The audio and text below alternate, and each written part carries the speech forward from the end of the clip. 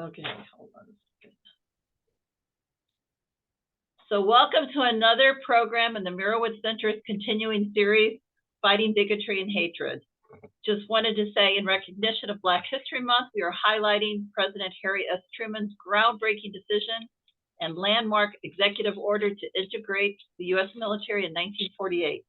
Leading today's presentation and discussion is Mark Adams, Education Director at the Truman Presidential Library and Museum in Independence, Missouri. Many of you may remember Mark, who headlined previous Mirowitz Center programs on President Truman. Mark was born in Liverpool, but is now an American history expert with more than 30 years of experience, teaching both at the high school and university level. He has been creating and implementing history education and outreach programs for the Truman Library and Museum since 1997, and for the Kansas Museum of History before that. Just wanted to also do a shout out to Jordan Kadosh from ADL Heartland, one of our co-sponsors. Thanks for joining us. And now we're going to turn the program over to Mark, and welcome back to the Mirowitz Center. Thank you, Laura, and thank you for the invitation. And I'm honored to present to you again. You mentioned my years of service. I just realized, as you were saying, since 1997, my anniversary date is tomorrow, February 2nd. Kind of interesting, you start a new job on Groundhog Day. So, and so 27 years tomorrow at the Truman Presidential Library and Museum. So well, thank you for that timely reminder. So Groundhog Day again tomorrow for me. But let me get my screen sharing going here, and we'll get started with the presentation. And let me just hit one more thing. There we go, and you should be able to see that. As Laura mentioned, the title of my presentation for today is looking at President Truman and the integration of the military. We commemorated the 75th anniversary of that last year in 2023, 75 years since 1948. And so I'm going to be going through this presentation. We're going to do the questions and things at the end, if that's okay. And if you want to save them up in the chat, and I can grab them at the end, or we can do them verbally as well. And so, like I said, I've been at the Truman Library at 27 years tomorrow. So hopefully I can enlighten you today about this particular topic that people know some about, but maybe not all. So let us get going and start the presentation. So this is the executive order itself. This is what we're going to be talking about.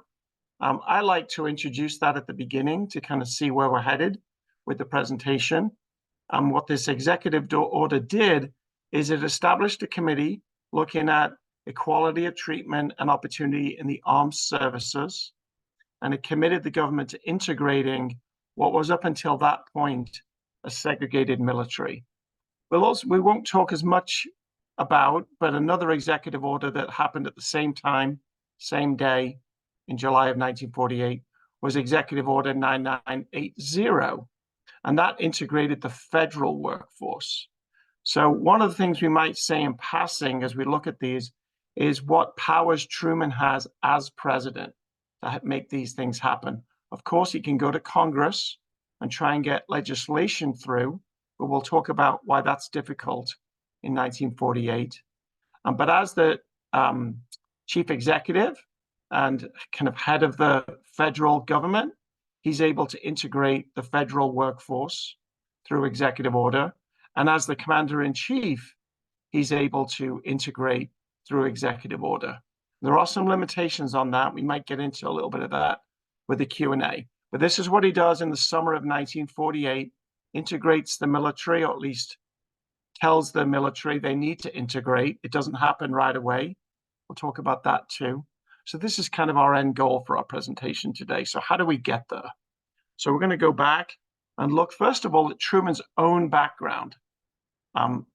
As we're presenting from Missouri, I'm presenting to Missouri today, from the west side to the east side. I'm in Kansas City today. Truman's born in Lamar, Missouri. So you may have to get your Missouri map out, down in the southwest part of Missouri in 1884, really into a farming community, and only about 2 decades after the end of the Civil War. So it's a very different time in terms of technology, politics, different time for Missouri. during the Civil War, as you know, Missouri is a border state, particularly, on this side of the state, on the western side of the state. Truman's family are all Southern sympathizers. They use racially discriminatory language throughout their lives, in both letters and in conversation. Both sets of Truman's family, on the Truman side, on his father's side, the Young was the maternal side. Both sets of grandparents on Truman's side owned slaves. If you think about that generation going back to the 1860s, 1850s. And one incident that really stuck with his mother's side of the family was that the Young family, that's his mother's side, was interned and resettled by the Union Army, part of Order Number 11 during the Bleeding Kansas and Civil War period. And so his mother, and we'll talk more about his mother here in a moment, was very much, on the Southern side of things, as was nearly all of Truman's family. So when you think about that background in the 1880s when he's born, and then we fast forward to 1948, and he's in his 60s by then, it's quite an astonishing, some historians call it transformation, that takes place for him to integrate the military and the federal workforce through those 2 executive orders. So how does he get there? This is his mother, we mentioned briefly. This is a photograph of her with Truman, President Truman. These quotes are from Truman himself. So he calls her an unreconstructed rebel. If he says, if she knew my position on civil rights, she would have disinherited me. Mama won't like what I have to say because I end up quoting Old Abe, but I believe what I have to say. When she visited the White House when he was president, he offered her the Lincoln bedroom. She refused to sleep there. When he comes home in his National Guard uniform, which was blue, in 1906, he's in the National Guard. He would have been about 22 years of age, and she didn't want to see a blue uniform in the house. So you can see his mother's sympathies, and that certainly has a lot of influence on him, like any of us were influenced by our parents. Truman, kind of just some of the background. He graduates from high school in 1901 with his same graduating class as his future wife, Bess Wallace Truman. He serves as a farmer from 1906 till 1917 in Grandview, Missouri. It's actually the longest job that he ever has, for 11 years as a farmer. He hated every minute of it. We know that because of the letters he writes to his girlfriend starting in 1910. Nearly every one of those letters, he's complaining about working on the farm. He ends up running the farm in 1914 after his own father passes away. And then in 1917, he has a way out. The United States enters World War I in April. Truman is too old for the draft, and he volunteers. And he joins, he's actually in the field artillery, so he's firing the 75 millimeter cannons. He goes to training in Oklahoma, then to New York City. Then he's in Western France for even more training. He gets promoted to captain, primarily because of his National Guard service. He served in the National Guard from 1906 to 1911. So he has some military training already. And then he ends up at the front in the early part of 1918 through the end of the war. Has about 100, 110 in his charge as captain of Battery D that are mostly Irish Catholics from Kansas City. And then his best friend that he emerges out of World War I is his friend Eddie Jacobson, who he ends up opening a clothing store with, who was Jewish. People ask about African Americans, as we're talking about civil rights. There's no African Americans in his unit. Most of the African Americans in World War I that fought were primarily under French control. We still had segregated troops, and they were segregated and served under French command, the African Americans. So Truman didn't have much interaction with African Americans, but he heard about their successes during World War I. So I wonder, whether that influenced him or not later. So things to consider about this executive order. I like to use graphic organizers. I'm the education director at the library, but I think these 5 questions as we look at this executive order. As Laura said, it's groundbreaking, it's monumental in its scope. It's all branches of the military have to integrate, and there's a committee to kind of work with the different branches of government, and they all different branches of the military, and they all kind of go at different speeds. So we're going to look at these questions together as we go through the rest of the presentation. So first of all, how did this executive order come about? Secondly, what reasons did Truman have for issuing the order? I mean, why did he do it?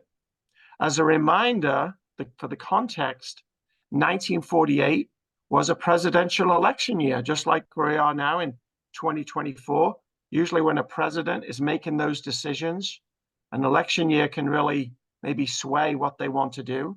So did that make any kind of difference? Especially as we're looking at this executive order took place in late summer, in July. So we're really gearing up to the political season. Truman's whistle-stop campaign, for example, although he does some campaigning in June, most of it kicks off in September. So any decision he makes at the end of July is really going to be maybe impactful politically in the election. There was a lot of public pressure, a lot of groups pressuring him. So was he swayed by that? Did public pressure have any kind of effect on him? We're going to talk about, in particular, A. Philip Randolph later on. Some historians have argued that A. Philip Randolph was particularly influential. We'll talk about him and his role. And then, did Truman truly convert? We've talked about these historians that talk about Truman's transformation over those 60 years in his life. Did he truly convert, or was it more political reasons? What other reasons did he have for this?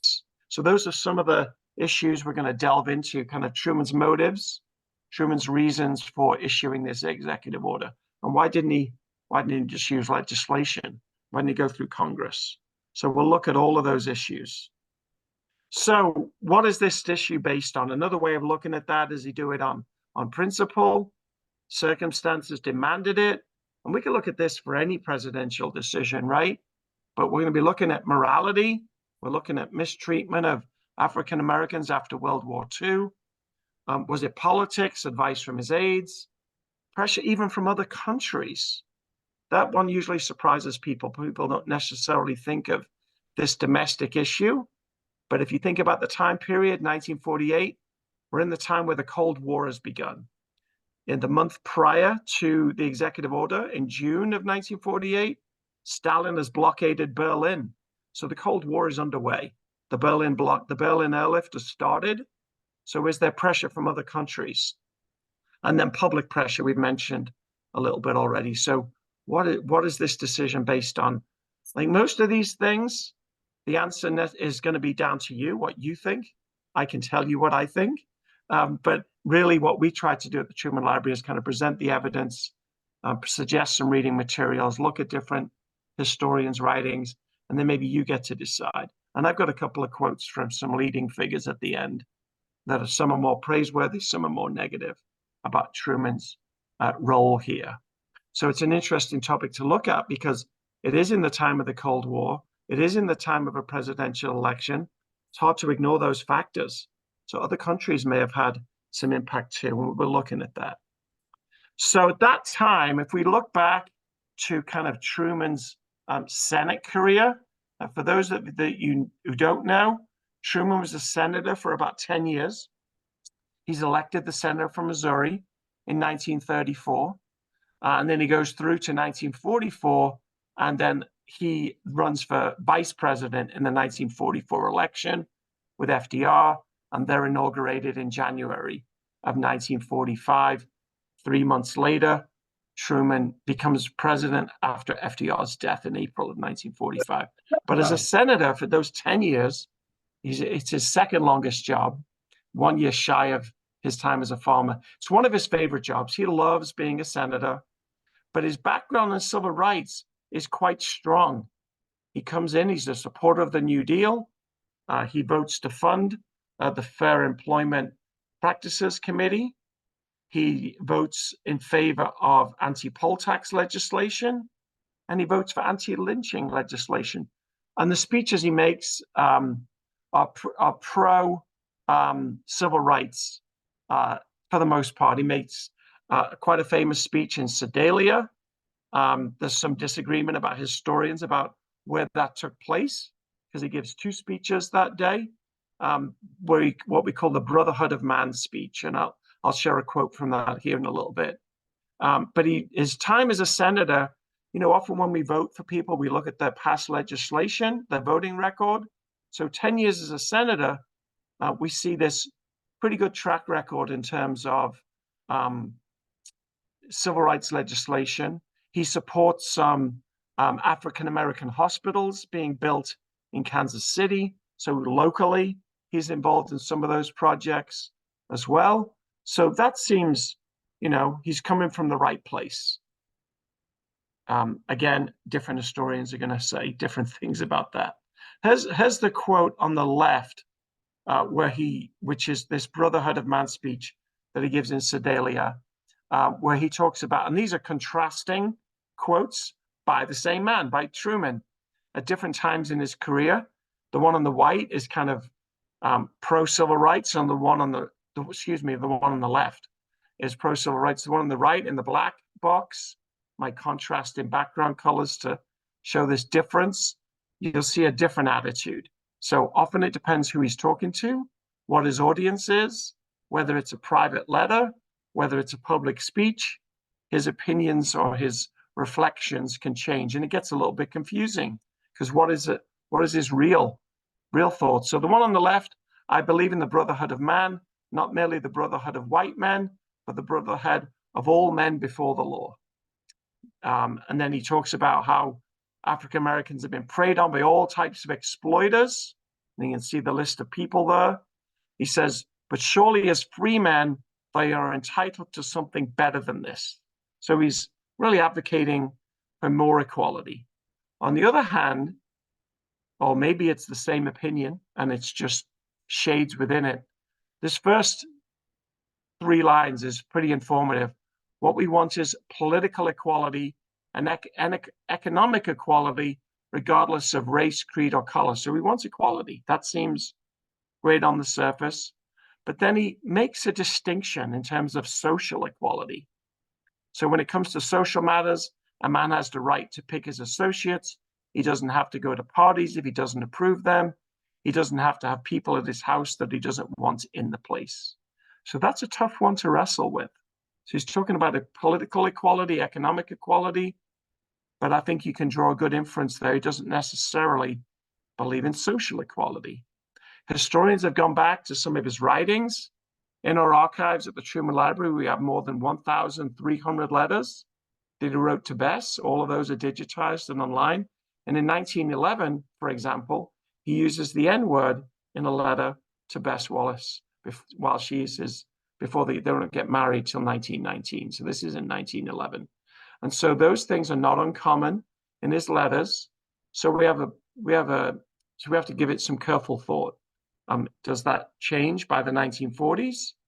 What is his real opinion? Sometimes it's hard to gauge. And you see here, we kind of try to break that down with some of the things he says he believes in, but then he stops short of social equality. So it can be difficult to discern. So just some background, because really the integration order of 1948 comes out of World War II. So let me pause for you to look at some of those statistics. I'm English, so I gotta have my cup of tea here. Keeps me lubricated in this dry weather.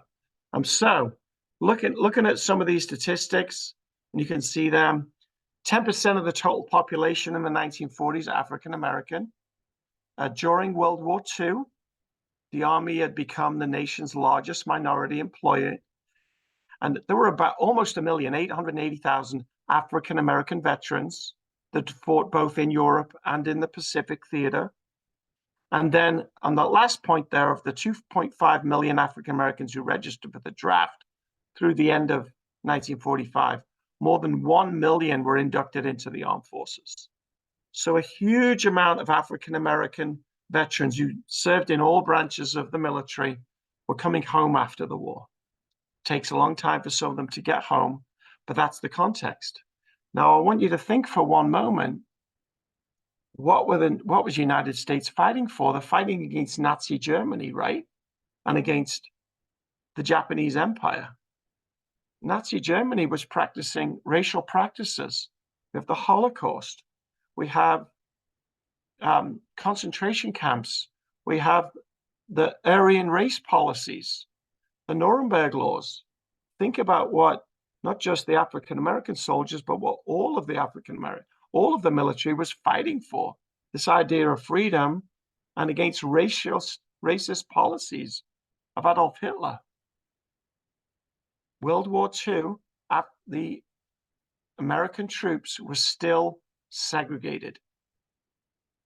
It's kind of hard to get your head around that, to think about that. What they're fighting for doesn't match the makeup of the units. They're segregated units. And we know about some of the more famous ones, the Tuskegee Airmen and so forth. So then they come home, and those soldiers, just like they did after World War I, quite frankly, come home and expect better treatment at home. Political, social, economic equality should be coming their way after they have bled on the battlefields in Europe and in Asia. But it doesn't happen, right? So that's a huge problem for the African American population, and protests and so forth begin to increase. Just some other statistics about World War II, or just this idea what I talked about, that, fighting these racist ideologies, you would expect that to result in more equality at home. Of course, FDR is the president for the majority of World War II, right until April. Truman takes it on in April through August. And one of the things he does to respond to those complaints is issues his Executive Order 8802 in 1941, that African Americans be accepted into job training programs, defense plants, forbidding discrimination by defense contractors, and they established this very important commission, the Fair Employment Practices Commission. So there's things moving here. At the beginning of the war, of course, the United States doesn't enter until December 7th of that year, but it's starting to fall into place. But it's still a long way short of integration.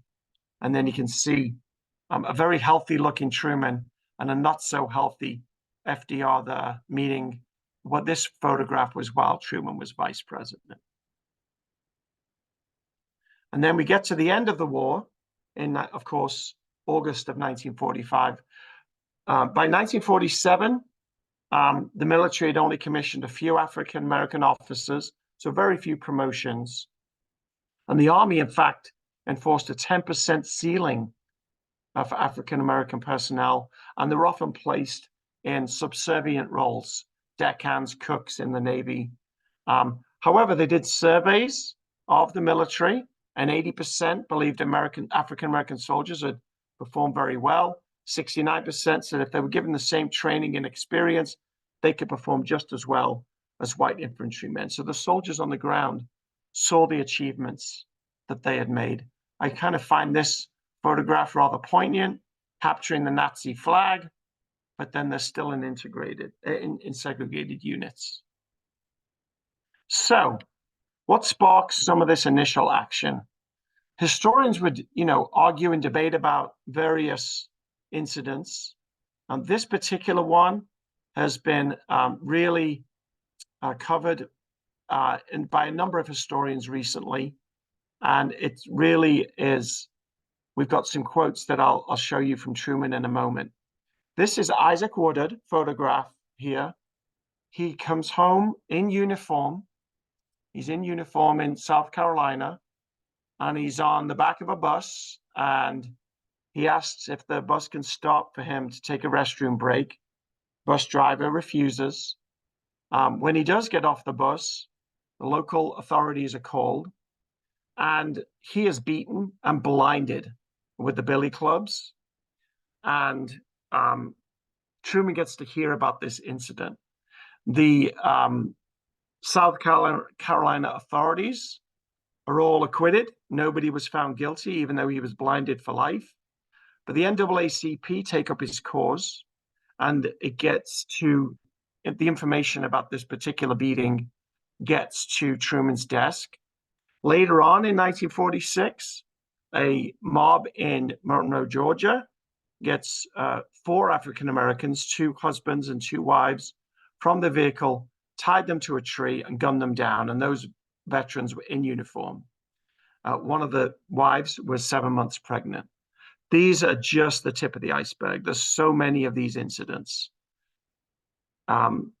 These reports are collected by the NAACP and other African American pressure groups, and the information comes to Truman, who actually meets with the NAACP. In fact, he addresses the NAACP in 1947, the first president to do so.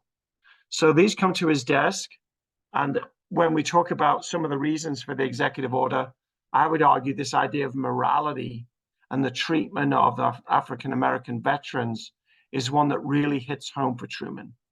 It's one of the reasons I mentioned World War I earlier, because Truman is a veteran from World War I. And so it really hits home to him that men in uniform can be treated this way. And as you can see, it's primarily in the South. A couple of quotes from President Truman. My very stomach turned over when I learned that soldiers just back from overseas were being dumped out of army trucks in Mississippi and beaten. And then whatever my inclinations as a native of Missouri might have been as president, I know this is bad. I shall fight to end evils like this. I find this second quote really revealing. Here we are. You guys are in St. Louis. I'm in Kansas City, Independence. As a native of Missouri, it's really, reflect on that. He's acknowledging his own roots, right? He's acknowledging his Southern Missouri roots.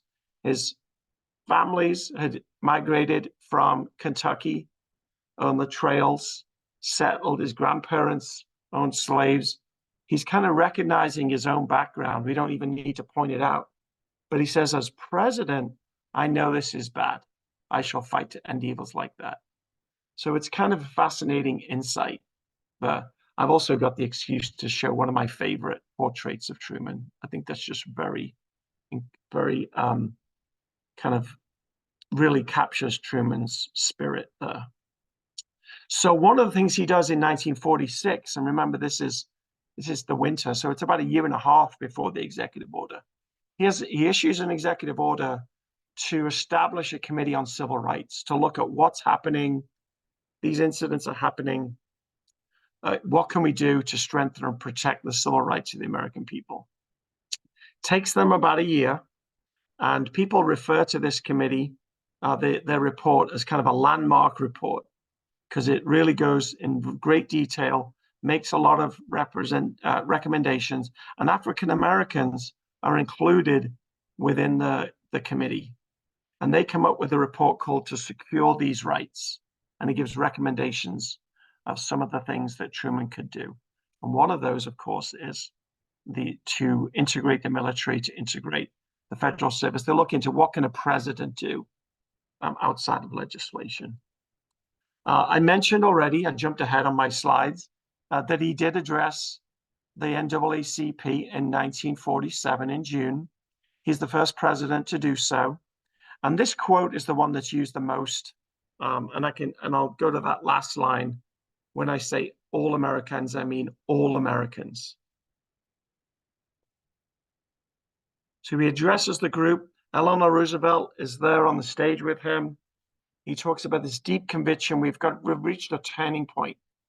Our country's efforts to guarantee freedom and equality to all our citizens. It's more important than ever to ensure that Americans enjoy these rights. And I refer back to this quote that's in bold at the bottom. This is a handwritten revision to his speech. When I say all Americans, I mean all Americans. One of the things we're very lucky to have in our archives is these drafts of speeches that Truman gives, and then his handwritten notes on them. And so this is in our collection at our museum. We've got about 13 million documents 16 million documents in our collection, in our archives. And he handwrites on this. And this photograph on the left is at the Lincoln Memorial, where he's giving the speech there to the NAACP. So kind of a landmark moment in of itself. Okay, so how does this affect politics. I mentioned at the beginning, 1948, it's an election year. Political strategy, was it a political strategy to do this? We've got this great cartoon on the left. Well, I'm mild about Harry, not wild about Harry, crossed out. And it says words and music by Southern Democrats. So the Southern Democrats are key here. They're part of the Democratic Party, but they're a large base of the Democratic Party in the 1940s. And they are not happy with Truman's shift towards civil rights, the speech that he gives to the NAACP. In February of 1948, he's going to do a civil rights speech, a joint session of Congress on the anniversary is tomorrow, February the 2nd, 1948. He gives a speech to the joint session of Congress all about civil rights and proposes all of these things. In 1947, this was discovered later. Clark Clifford and an aide, James Rowe, present a 43-page memo to Truman about his election strategy of all different things. And I'm going to show you some of those in a minute. But one of those strategies as an election strategy, about a year before the election, right, November 47, is to appeal to African-American voters. Despite poll tax and some of the things, there were a strong block of African-American voters, particularly in the northern industrial states. So he thought that would be an important element. But the Southern Democrats, the Southern bloc, were rebelling against this. So it was kind of a tough balancing act. So it's hard to make the point that he did this for political gain when he was going to lose Southern states as well. So again, that's one historians will argue to for eternity. So the Dixiecrats, or the Southern Democrats as they're known, eventually, just fast forwarding to the election results, the Democrats end up losing Louisiana, Mississippi, South Carolina, Alabama. Now, today's Democratic Party would not rely on those states. You see the huge shift in the electoral map. But for Truman, FDR had carried all of those states in every election in his 4 electoral wins. So losing all those electoral college votes would be a pretty dangerous strategy. And so I like this cartoon a lot. I'm a big political cartoon person. So you see the Southern Belle there on the right. You'd rather be right than president. And then he's standing on this mat that says civil rights. And he says, I stand pat, which means I'm going to be pretty stubborn. I'm going to stand for civil rights. And this reaction from the South is you'd rather be right than president. So she's representing the Southern Democrats. So it just kind of gets back into that morality, politics. Which way is the wind turning here? So it's kind of an interesting approach for looking at the political cartoonists as they examine this issue. This is just to show you the candidates for the States' Right Party. They end up walking out of the Democratic Convention in the summer of 1948. The leader, who's their presidential candidate, is Strom Thurmond, and his vice presidential nominee was Fielding Wright. And so they walk out. They form their own party. So there is a split in the party. And so then that's when most pundits start to think Truman is going to lose the election. He's going to lose all of these southern states, whether to the Republicans, whether to the States' Right Party. We know when we've had in the 1990s, a third party kind of messes with that electoral count when you start to look at the Electoral College. So there's big concerns. Another matter, really, but there is another side of this too. There's a progressive party led by Henry Wallace, who are more left-wing. And Henry Wallace was FDR's vice president prior to Truman. They formed their own party as well. So it looks like the Democratic Party is being pulled left and right, and there's not going to be much left in the middle. So it seems to be a risky strategy to pursue this civil rights message. So the memo that I mentioned in 1947 with Clark Clifford and James Rowe as the authors, it's a 43-page document, but has half a dozen things that it mentions that relate to our topics today. Truman should move to the left on social domestic issues, and pressure groups will influence the better outcome instead of those political machines. Those political machines were breaking down. The leaders were being put in jail, like Pendergast and others. The key pressure groups to go after were farmers, labor, progressive, racial groups especially. northern blacks. So that's where we come back to that issue. Ignore the southern protesters. They can't pull out. And if they do, the loss will not affect the Truman victory. They were wrong on that one. They did pull out, and they won states. They won electoral votes. They were concerned about foreign policy. The bipartisan foreign policy would come under stress because they needed Republican support. And they predicted that Congress would not support any social legislation, and that proved to be true. The other part we mentioned at the outset was this idea of outside pressure and the influence of the Cold War. So oftentimes, between the Potsdam Conference of the summer of 1945 and then Truman Doctrine speech in 1947 and the Marshall Plan, the Cold War is growing and growing. And I mentioned that in June of 1948, a month before the executive order, Stalin has blockaded Berlin. So we're fully into the Cold War. The US is criticizing the Soviet Union, right? The Red Army has not left Eastern Europe. The United States, France, United Kingdom are asking them to push back in, Czechoslovakia, in Poland, and in East Germany. And the Soviet Union point back and say, you can't talk to us about, any kind of human rights violations. Look what's happening to your own African Americans in your own country. So this contradiction was a huge challenge for Truman and his cabinet. The Allies complained. The United Kingdom, Churchill had been replaced by Attlee during the Potsdam Conference. So Prime Minister Attlee, who was in place in July of 1945, he's sending letters to Truman saying, hey, you've got to do something. We're losing the rhetoric in the Cold War because of your, essentially racist policies towards African Americans in your own country. Truman's embarrassed. His quote here is that he's inconsistent with international commitments.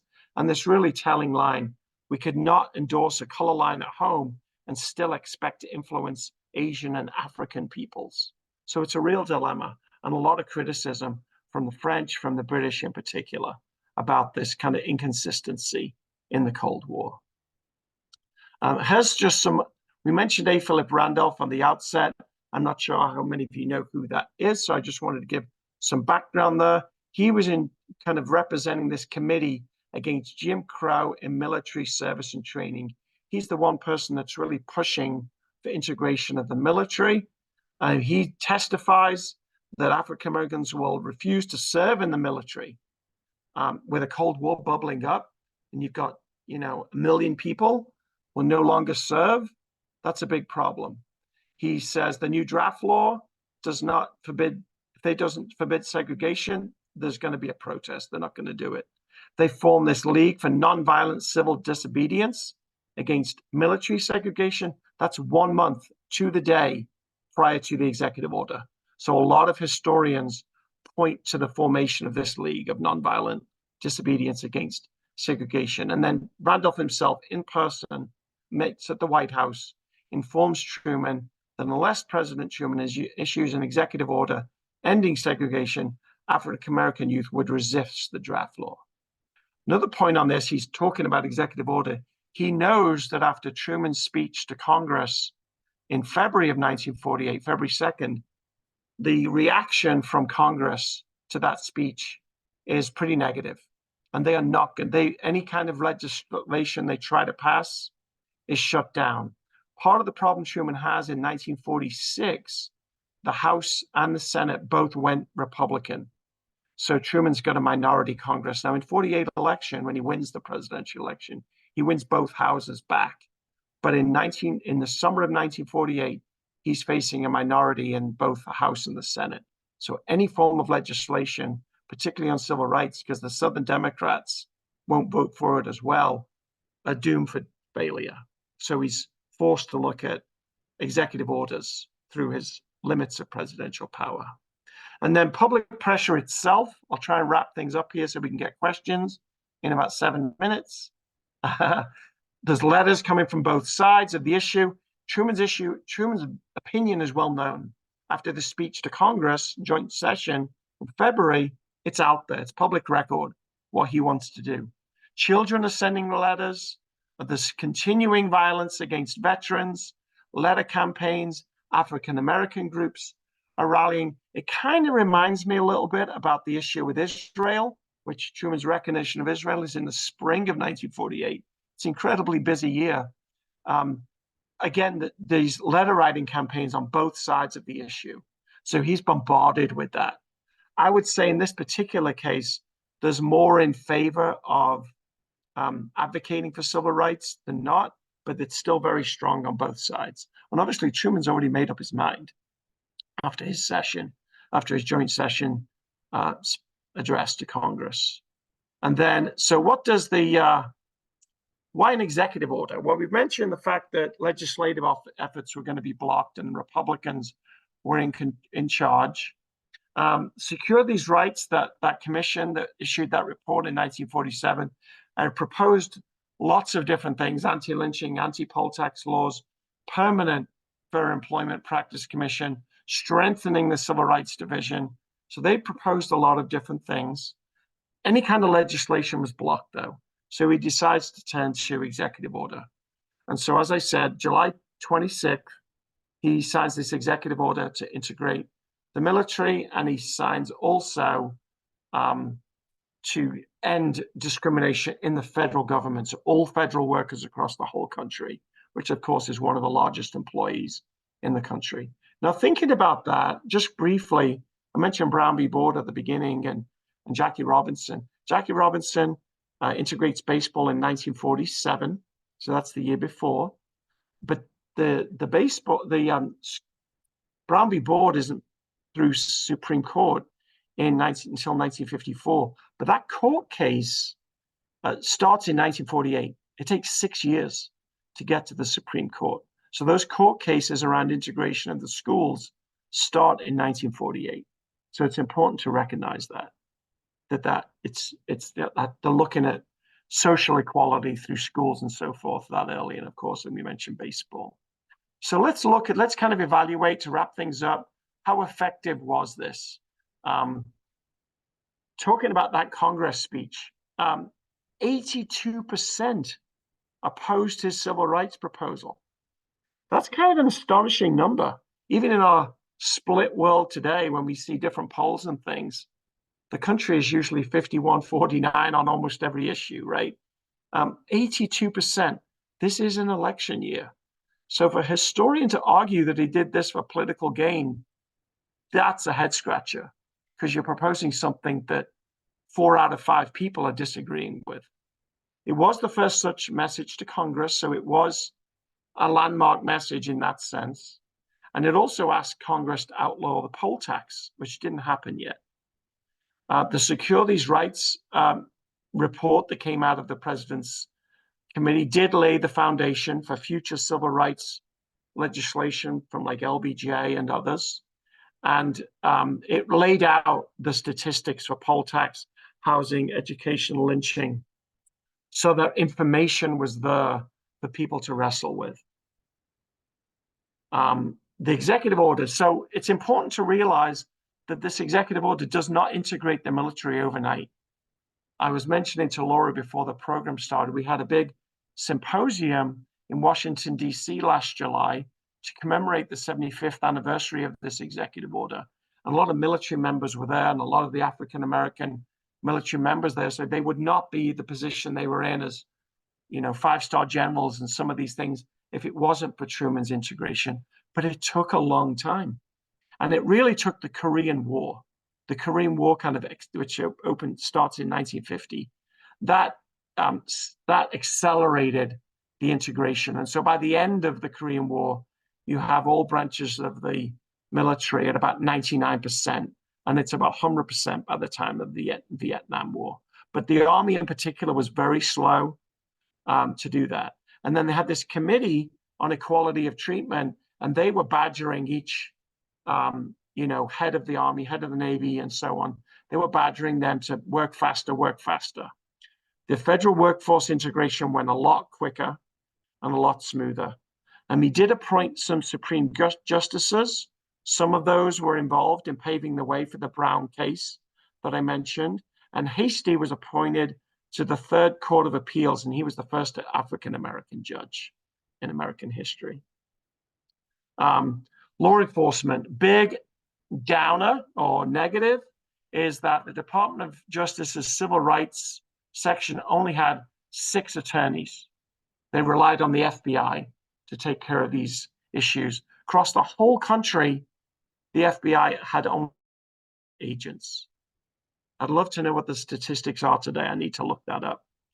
13,000 complaints per year. Because of that limited number of people devoted to them, only 20 cases a year were acted upon. That's horrifying. So the civil rights statutes are weak. Poll taxes, as I mentioned, they remained.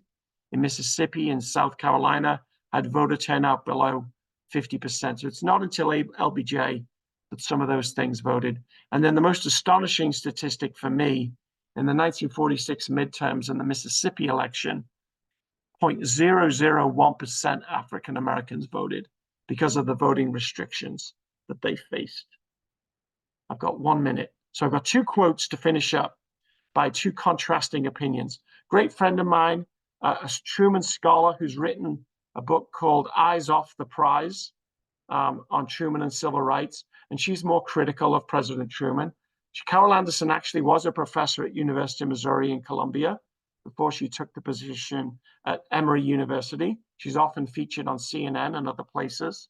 And so while she says, when she's evaluating Truman in this period, there may have been some level of conscious raising, the actual attainment of civil rights, given the persistence of disfranchisement, lynching, housing discrimination, left those facing the onslaught of Jim Crow wondering when this progress would finally catch up to them. So she's like, we don't go far enough. It's a first step, but we don't go far enough. Contrasting that, U.S. Representative John Lewis in 2007, during the 1940s, during the 1950s, during the presidency of Harry Truman, all across the American South, segregation was the order of the day. The country had to change, and it's my belief that the actions of President Truman created the climate, created the environment, laid the foundation for the modern American civil rights movement. So it's that first step. And then to finish up, 2 quotes from Truman himself. It does not mean we've reached the goal or we can stop working. Much remains to be done. And then from Roy Wilkins, who was the Assistant Secretary of the NAACP, as you leave the White House, you carry with you the gratitude and affectionate regard of millions of your Negro fellow citizens who in less than a decade of your leadership, inspiration, and determination have seen the old order change right before their eyes. And that's in the month Truman leaves office in January of 1953. So with that, this is a photograph from that address to the NAACP in June of 1947. I will stop my screen sharing. And I think we've just about left 9 minutes for questions, not 10. And I see maybe you have something in the chat. Yeah. Thank you, Mark. Just wanted to say it was really great. And yeah, I've got 2 comments in chat, and then we'll see if anybody else has questions. Go ahead. Let me get the chat open here. I've got all kinds of pop-ups going crazy. Russia's making that same point today. There's a lot of comparisons between the Truman Doctrine, what's being called the Biden Doctrine, standing up to the Soviets without going to war. Obviously, a lot of very different circumstances, but there's some interesting parallels. I will tell one anecdote. We do a 5th grade program in our museum. It's just wrapping up actually tomorrow. For the last 6 weeks, we've had 1,200 5th graders come through. And one of the things they look at is the Cold War. And a 5th grader said, that's just like Putin today in Ukraine when they were talking about Soviet expansion in Eastern Europe. And my volunteers and interns were like, we found the perfect student who can draw a parallel to present day. And then what were Truman's positions on civil rights once he left the White House? That's a really great question. He really maintains that same position. He does have some disagreements with Martin Luther King, and there's letters going back and forth. LBJ often called on Truman for advice, and LBJ Library has those phone conversations. And Truman really does stick with those same opinions in terms of the military, schooling. He's got some notice about the Brown v. Board decision comes shortly after he leaves office, about a year later, but those cases had started. So his position doesn't waver that much. But he's still, that idea of social equality is where it kind of falls down. He still stays with that element as well. So he does have some disagreements with Martin Luther King, but I think most of that is that Truman was worried that those peaceful protests were going to turn violent. And so that tends to be more of his misgivings. I got a couple of more quotes here. If I heard correctly, 80%. No, the 80% disagreed. I think that's what you meant to say with his civil rights message. But he did get elected again that November. That's a whole new presentation. But there's a lot of different factors that go into that. Those Southern Democrats, they actually win the states' right party. They do win those states. But Truman surprisingly wins a lot of the Farm Belt. Truman's campaign was really interesting. When he went to the farm states, he reminded people he'd worked 11 years on the farm. When he went to the VFW, he reminded people he was a veteran of World War I. When he went to the labor unions, he talked about his pro-labor stance. So wherever he was able to tailor his message. Thomas Dewey, on the other hand, gave the same speech to every audience over and over and over again. It is a remarkable campaign. Maybe it's one for another day. But civil rights was not the top of the agenda. What Truman does is, rather than attack Thomas Dewey, the Republican nominee, he attacks Congress. Congress is Republican nominated. He's trying to get all of this different legislation, and they keep turning it down. So he calls them the Do Nothing Congress. And in the Democratic Convention in 48, in the summer, he calls them back into session and says, if you've got all these great ideas that are on your Republican platform, come back into session and pass them. And they don't pass anything. So then in September, when he goes on his campaign, he uses this phrase, the Do Nothing Congress, and it sticks.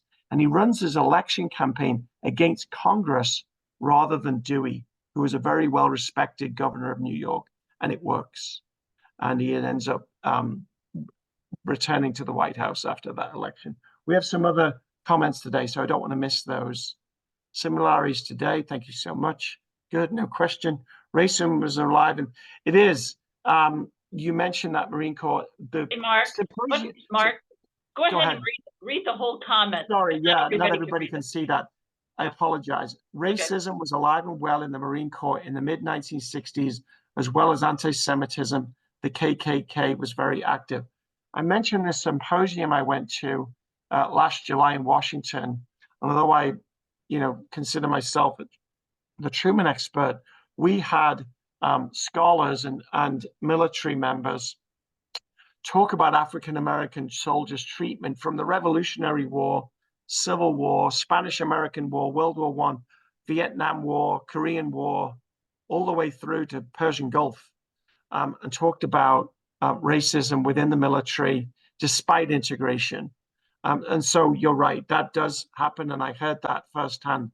But a lot of those African-American soldiers, and Colin Powell said this at the Truman Library in 1998, when he came out to commemorate the 50th anniversary, came to Independence, Missouri, and he stood on the stage in Independence and said he would not be in the position he was as Joint Chief of Staff, first African-American to hold that role, without President Truman.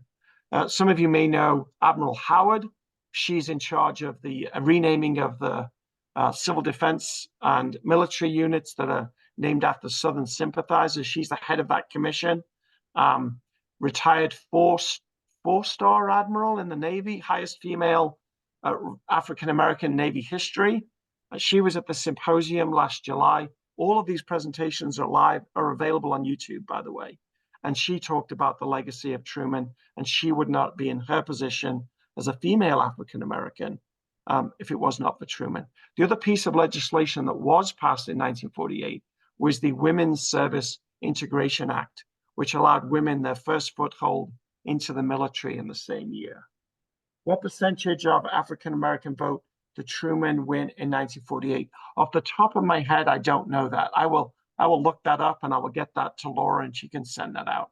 I don't have the 1948 election materials, but he did win a lot of the northern industrial states as part of that. So there's a thought that he won them because of his support to civil rights, some for other factors. One of the ones that's often forgotten is he stands up to Stalin in June of 1948, and they start the Berlin airlift, standing up to Stalin. And that foreign policy initiative proved to be very successful. And that made him seen as a stronger president, more forceful president, standing up to Stalin. So some people argue that as well. I think the farm vote is very important because those switchers votes he wasn't expected to win. Any other questions? These are great questions. Fired up my brain this afternoon. Any comments? Well, I know a lot of you are not that far away from Independence, Missouri, so I'm going to do a tourism pitch. I would really encourage you to come see our museum. We've got a civil rights display. We renovated our museum during COVID and put shortly after. We did a $30 million renovation of our museum, redid all of our permanent exhibits, and it really is spectacular. 2 floors of exhibits, 3 cars, 2 Senate cars, a presidential limousine, along with a whole study of Truman's early life and presidency. So I'd really encourage you to come visit us in Independence. Okay, I'm going to second that motion because I've been twice, and before and after the renovation, and it was a fabulous experience, and it's very inspirational. It also reminds you how much history is written and reevaluated and reassessed, and Truman's legacy continues to be reconsidered through different lenses. We're open 9. Somebody asked about when the museum's available. We're open 9 to 5 Monday through Saturday. In the summer, we're open noon to 5 on a Sunday. And during the summer months, we do 2 tours a day for walk-in visitors. So 1 in the morning, 1 shortly after lunch would be available. Probably about 10 o'clock and 1 o'clock, but don't quote me on those times. We're open 9 to 5 every day, except Sunday, noon to 5 in the summer. And you can check our website, trumanlibrary.gov, for information about special exhibits. We actually have a special exhibit on the 1948 election opening in June of this year. So that would be exciting to see. Okay, anybody else? Any comments before we sign off? Oh, Cindy's clapping, so. Thank you. Oh, wait, I think somebody has a question. Just a very nice comment. Thank you, Harriet. Go ahead. I suspect that President Truman was no longer prejudiced at all, despite what his earlier years may have been, by the time he was so valiantly advocated for what is obviously just and needs to be recognized. But the fact that he was not what you're calling socially justice, not his order said not that we don't need to invite African Americans into our homes or be friends with them. I think that was just a recognition of reality, that a presidential comment about that would not alter people and might make some very upset and anti, what should I say, fair play. Anyway, that's just fine. Thank you. That's a very nice comment. Thank you. Anything else? It's 3:02, so you did it, Mark. In an hour, exactly. Thank you, Laura. Additional presentation. Thank you, Mark. Thank you. Thank you very much. And we enjoyed the museum. The problem is that we couldn't get out because we were so interested. Had to throw us out. We were there for hours. It's marvelous.